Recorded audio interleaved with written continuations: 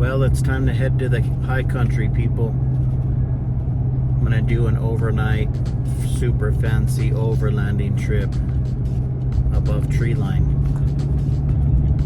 For real, I'm gonna sleep in the back of my Tundra. It's like 100 degrees on the river in New Mexico, so I'm heading norte to Colorado so that I can fish my favorite creeks and fish for little native fish, little wild fish that were born and raised in the river. I get to stare at a bobber and fish for big fish as a job, as a profession, and I do that day in and day out. So when I have free time, what I like to do is fish little creeks where I don't see anybody else with just a dry fly, maybe a dropper, and catch some little fish.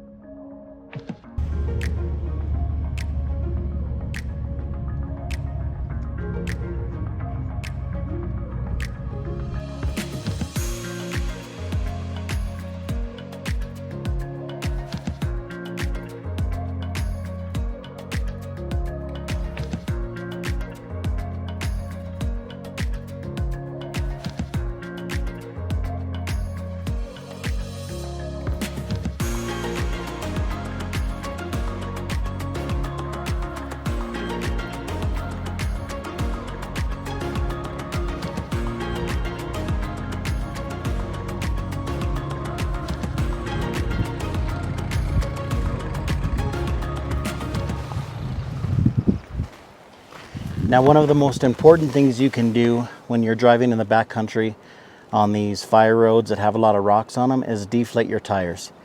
And it doesn't have to be something complicated. Here I have an ARB deflator device that I have held over for my Jeep days, but you can do this as simple as using the tire gauge. The back of the tire gauge has this little knob on it, and you can use that to deflate your tires. And you want to take them down to like 20 to 25 psi. That way, any lower than that, and you risk popping a bead and taking the tire off of the wheel.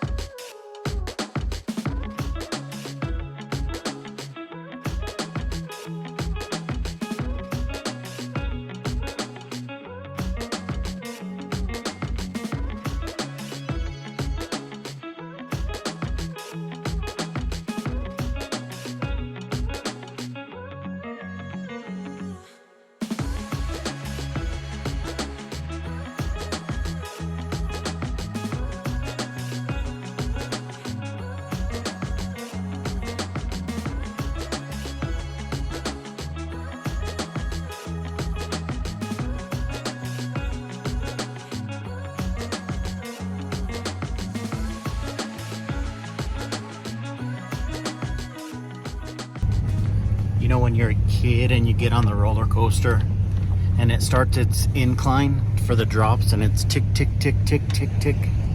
That's kind of what it feels like to take some of these mountain passes. They're just so steep. And at the beginning you're thinking, this can't be a road. Is this really a road? It just looks like a goat trail more than a road. But sure enough, it's a road.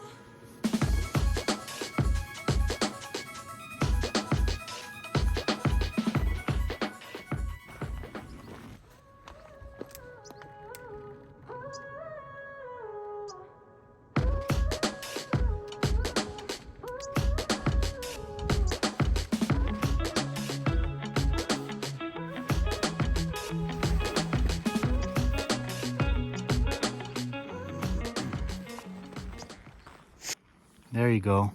Now we're ready to tackle the mountain in all its glory.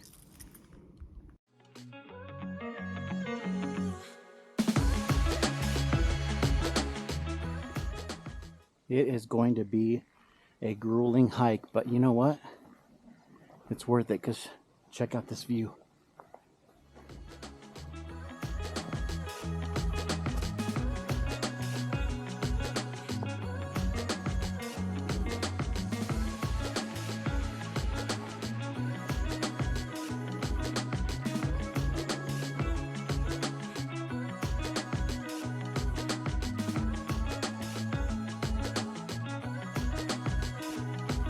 You know what's crazy? Is hiking to a lake that you don't even know has fish in it. So today could be a complete bust. But it's worth it because I did all the legwork myself, found out where it was and how to reach the trailhead, and if it works out, good. And if it doesn't, look at where the fish are. It's worth it. But it's one of the reasons why I don't share where I'm going in these high country areas, is because you got to do the work yourself.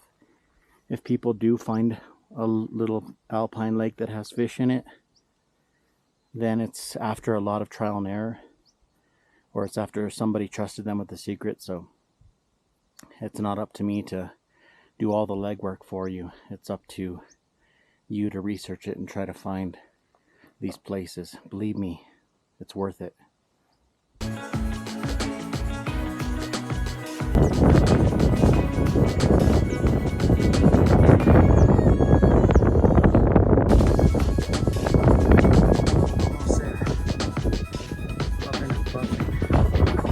That roll right there is where I'm going.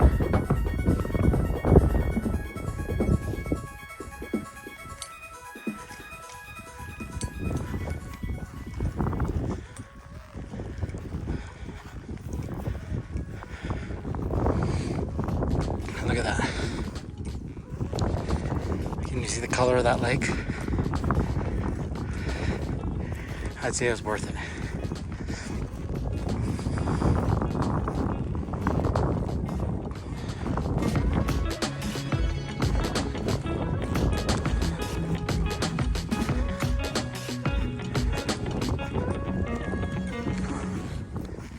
It is so blue that the snow on one side of it is reflected like a glacier blue. Amazing. I don't even care if there are fish in there. Okay, I do care. Still worth every second.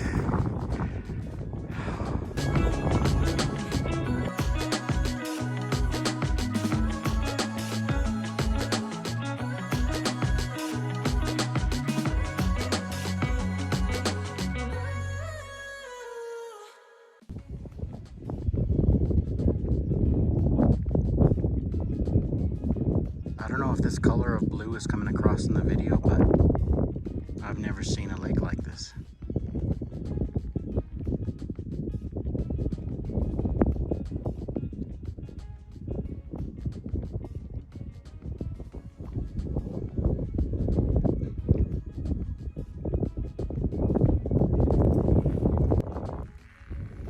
This is something else.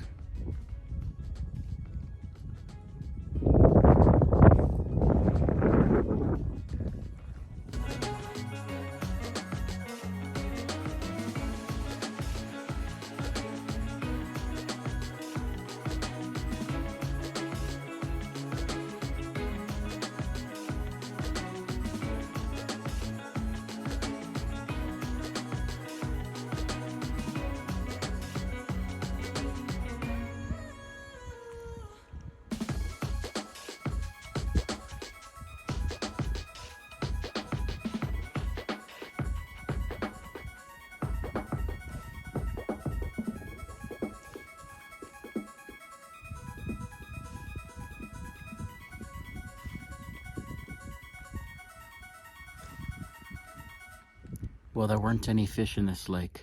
When I saw the color of it, I was pretty discouraged, but I'm happy that I finished the hike. To be honest, about halfway through, I sat down and I was super nauseated and wanted to quit and go back to where I know there are fish and it's easy to fish, and I just kept pushing myself. And I'm not one of those super strong hikers or people who can exercise a bunch and has that ability to push himself or herself. So it's really good that I pushed through that altitude sickness and hiked up here.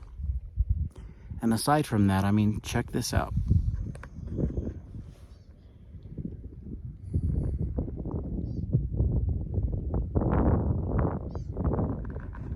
I can't be too disappointed about that. I just happened to hit the lake when the wildflowers were blooming, and there was this green meadow that surrounded the lake. And to be here in the middle of all of this with the glacier blue of the lake and the green of the meadow and the white of the snow, just a feeling I can't hardly describe.